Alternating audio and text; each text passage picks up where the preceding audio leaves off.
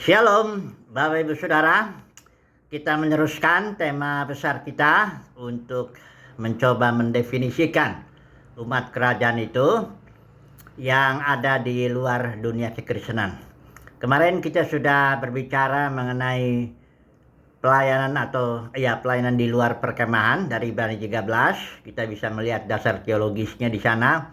Mengapa umat kerajaan ada di luar dunia keagamaan pada zamannya, ya. Yesus juga begitu, Yohanes Baptis begitu, semua rasul-rasul juga begitu, dan para pemenang di sepanjang zaman gereja, zaman gereja itu berada di luar sistem keagamaan, karena sistem keagamaan itu sudah menjadi kirbat yang keras, ya, oleh ajaran Jezebel, Biliam, dan Nikolaus. Nah, hari ini kita mau melihat contoh-contoh, ya, dari Alkitab. Hanya kita ambil 3 contoh aja.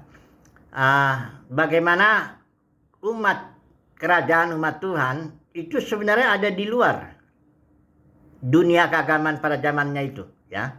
Nah, kita ambil contoh Habel, kita nggak usah baca itu. Habel ini dengan Kain itu sama-sama, katakanlah, ya, melakukan ritual keagamaan begitu, ya, memberikan persembahan, ya. Kalau Habel itu korban karena dia peternak, kalau Kain itu petani. Tapi ada bedanya itu di antara mereka. Karena Habel itu berkenan, artinya karena dia beriman. Di Ibrani pasal 11 dibilang Habel itu orang beriman. Kalau Kain enggak. Jadi di dalam satu pengertian tertentu dapat dikatakan bahwa Habel itu berada di luar. Karena Kain ini bisa dibilang bapak orang yang beragama ini, ya. Dialah yang pertama-tama dia melakukan usaha untuk berkenan kepada Tuhan. Karena kita tahu agama itu kan usaha untuk melakukan sesuatu berkenan kepada Tuhan. Dan dia ditolak, tapi bukan berarti dia nggak diberkati Tuhan. Karena keturunannya kita lihat membangun peradaban manusia luar biasa, ya. Habel ini seorang yang beriman, dia, ya, mendapat kasih karunia untuk beriman. Dan dia ada di luar itu, ya. Pada akhirnya Kain ini membunuh, ya. Memang begitu, orang yang beragama itu ya pastinya membunuh akhirnya, ya kan. Sama seperti di zaman Yesus itu Yudaisme, mereka sangat taat sekali beragama ajaran Musa dan akhirnya membunuh Yesus, ya. Nah, oke lah. Nah, sekarang kita lihat contoh kedua, Daud, ya. Daud ini juga orang yang di luar perkemahan. Karena ketika itu Saul memerintah 40 tahun dan 2 tahun pertama saja Saul itu bagus, ya, dia memerintah dengan bagus. Tetapi kemudian dia mulai nggak beres, ya. Makin lama makin Saul itu makin lama makin nggak beres, ya. Menjadi seperti kirbat yang keras. Tapi tetap Saul itu punya pasukan, ya, punya bahkan pasukannya sangat bagus lah, ya. Pajak, dia juga selalu narik pajak, ya, dan dia boleh dibilang cukup makmur lah kehidupannya, ya, Saul dan tentaranya itu, ya. Tapi takut sama Goliat itu aja. Nah, Daud itu orang yang di luar perkemahan. Dia dengan para pengikutnya yang dikejar-kejar sama Saul itu, ya, tapi pengurapan Tuhan sudah pindah ke Daud. Saul tidak diurapi lagi sebenarnya, ya, walaupun pernah diurapi 2 tahun pertama itu, ya. Kemudian dia enggak lagi. Pengurapan itu sudah pindah kepada Daud dan timnya, kelompoknya itu, ya, orang-orang yang sebenarnya orang-orang yang dikejar-kejar utang, orang-orang sederhana, ya. Tapi setelah dibentuk di situ oleh Daud, akhirnya mereka semua jadi pahlawan kayak Yoab, ya, dan semua yang lain. Oke. Nah, jadi contoh yang ketiga ini yang perlu kita renungkan, ya, baik-baik ini. Ini contoh Israel ketika itu keluar dari Mesir, ya. Dia 3 bulan jalan ke Gunung Sinai, ya. Nah, di Gunung Sinai itu Musa sedang menerima 2 loh batu. Nah, tiba-tiba Israel ini kan lihat Musa kok lama nih nggak turun-turun, nggak jelas gitu, ya. Udah kita bikin aja anak lembu emas, ya. Dia desak Harun supaya bikin anak lembu emas, kita pulang aja, ya, ke Mesir, ya.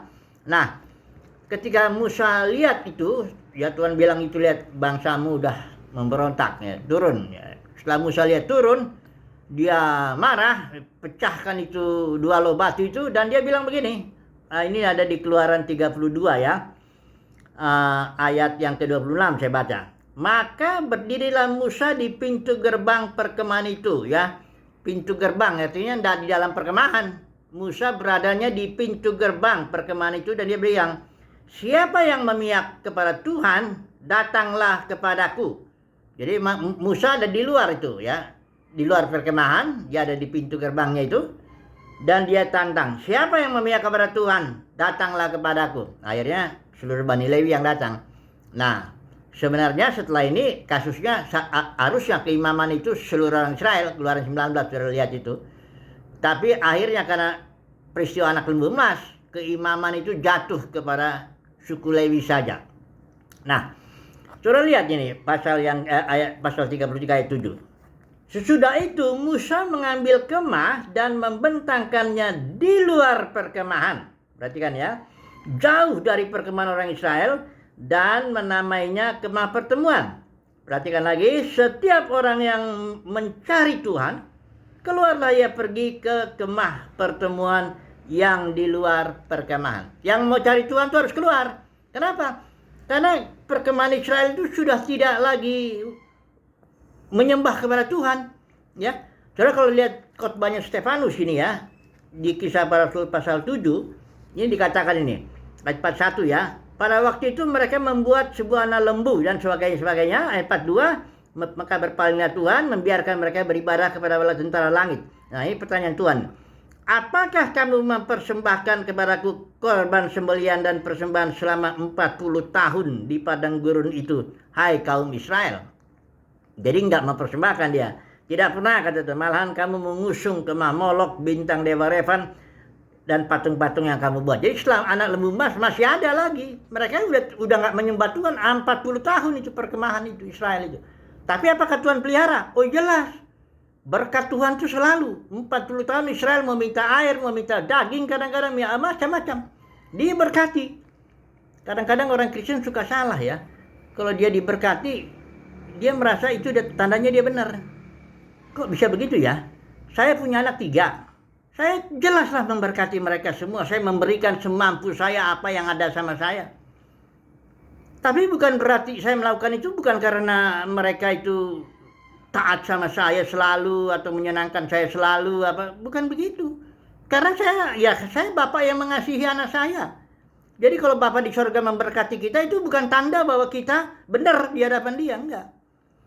Kalau Bapa memberkati kita, Bapa di sorga memberkati kita, itu tanda bahwa dia Bapa yang penuh kasih. Bukan tanda bahwa kita benar di hadapan dia. Firman Tuhan bilang, karena begitu besar kasih Bapa akan dunia ini, sehingga ia mengaruniakan anak yang tunggal. Apakah dunia ini itu benar? Itu garong semua, pencuri. Kalau manusia, kalau dia jatuh dalam dosa, nggak ada yang cari Tuhan kok. Jadi Israel selama 40 tahun itu diberkati luar biasa. Ya. Tapi nggak tanda itu bahwa mereka sedang beribadah kepada Tuhan. Dunia kekristenan diberkati nggak? Oh sangat diberkati lah. Ya. Karena dia itu kan anak-anak Tuhan juga di dalamnya itu. Walaupun barangkali nggak semua yang lahir baru kan. Diberkati, tapi itu nggak tanda bahwa dunia kekristenan benar. Kenapa? Wahyu 2 pasal 3 jelas tuh.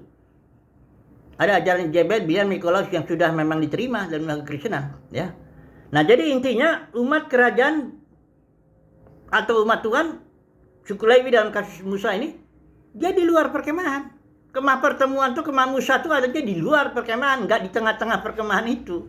Enggak, ya. Nah, oke lah, kita ambil kesimpulan lah. Jadi bagaimana? Umat kerajaan ini, ya pastilah dia ada di luar perkemahan. Karena perkemahan keagamaan ini ya, termasuk ya agama Kristen yang kita bicara ya. Dari Habel itu terus, kasus Kain itu terus gitu.